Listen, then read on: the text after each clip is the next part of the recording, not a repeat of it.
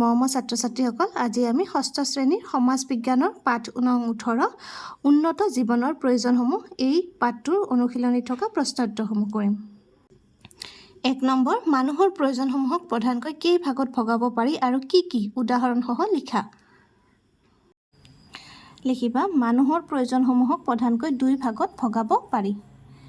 1 number, ব্যক্তিগত প্ৰয়োজন। ব্যক্তিগত প্ৰয়োজন কোনবোৰ? মানুহে ব্যক্তিগতভাৱে জীৱন অতিবাহিত কৰিবলৈ যিবিলাক সামগ্ৰীৰ প্ৰয়োজন অনুভৱ কৰে সেইবিলাকে ব্যক্তিগত প্ৰয়োজন। যেনে কৃষকৰ বাবে কৰ, হাল, হয়নে? আৰু ডক্তৰ এজনৰ বাবে চিকিৎসা সেৱাত লগা সামগ্ৰী ইত্যাদি। এইখিনি হৈছে আমাৰ ব্যক্তিগত প্ৰয়োজন। তাৰপিছত আহা সামাজিক প্ৰয়োজন। সমাজত সুস্থ সবল আৰু শান্তিপূৰ্ণভাৱে জীয়াই থাকিবলৈ মানুহক যিবোৰ ব্যৱস্থা বা সামগ্ৰীৰ প্ৰয়োজন হয় সেইবিলাকে সামাজিক প্ৰয়োজন। যেনে বিদ্যালয়, চিকিৎসালয় ইত্যাদি। 2 নম্বৰ, মানুহৰ জীৱন ধাৰণৰ মান উন্নয়নত ব্যক্তিগত সামগ্ৰীসমূহে কেনেদৰে সহায় কৰে? শিক্ষকৰ সৈতে আলোচনা কৰি লিখা। লিখা, মানুহৰ জীৱন ধাৰণৰ মান উন্নয়নত ব্যক্তিগত সামগ্ৰীসমূহে বহুতো সহায় কৰে।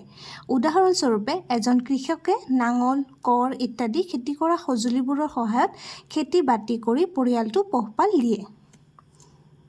3 নম্বৰ, প্ৰদূষণমুক্ত পৰিৱেশৰ বাবে তুমি কি কি ব্যৱস্থা হাতত ল'বা? কিবা প্ৰদূষণমুক্ত পৰিৱেশৰ বাবে তলত দিয়া ব্যৱস্থাবোৰ হাতত ল'ব পাৰোঁ। ক নম্বৰ, বৃক্ষৰোপণ কৰা, প্ৰকৃতি সংৰক্ষণ কৰা, চাফ-চিকুণতা বজাই ৰখা ইত্যাদি।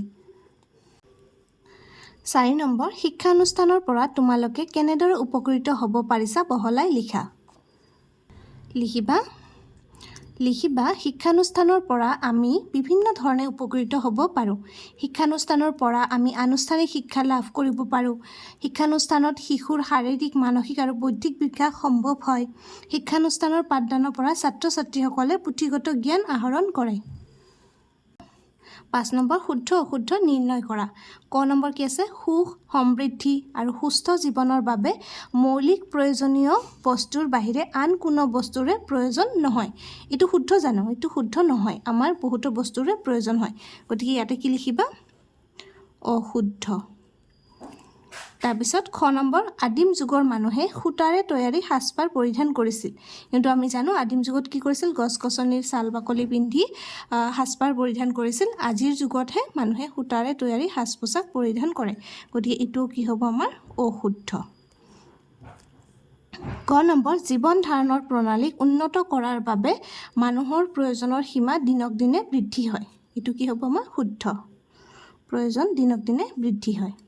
তাৰপিছত ঘ নম্বৰ, পুথিভঁৰাল জনস্বাস্থ্য বিভাগৰ অন্তৰ্গত বিষয়। এইটো অশুদ্ধ।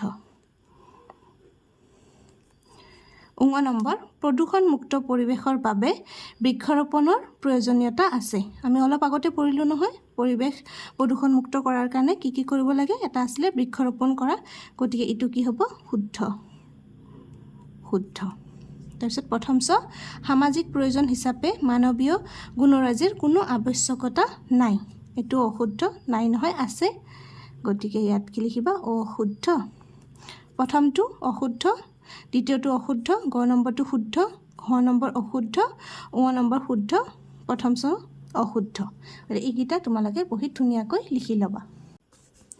আজিৰ ভিডিঅ'টি ইয়াতে সামৰিছোঁ। আমি পাঠ নং 18 উন্নত জীৱনৰ প্ৰয়োজনসমূহৰ অনুশীলনীত থকা আটাইকেইটা প্ৰশ্ন উত্তৰে কৰিলোঁ। আশা কৰিছোঁ তোমালোক বুজি পাইছা আৰু লিখি ল'বও পাৰিছা।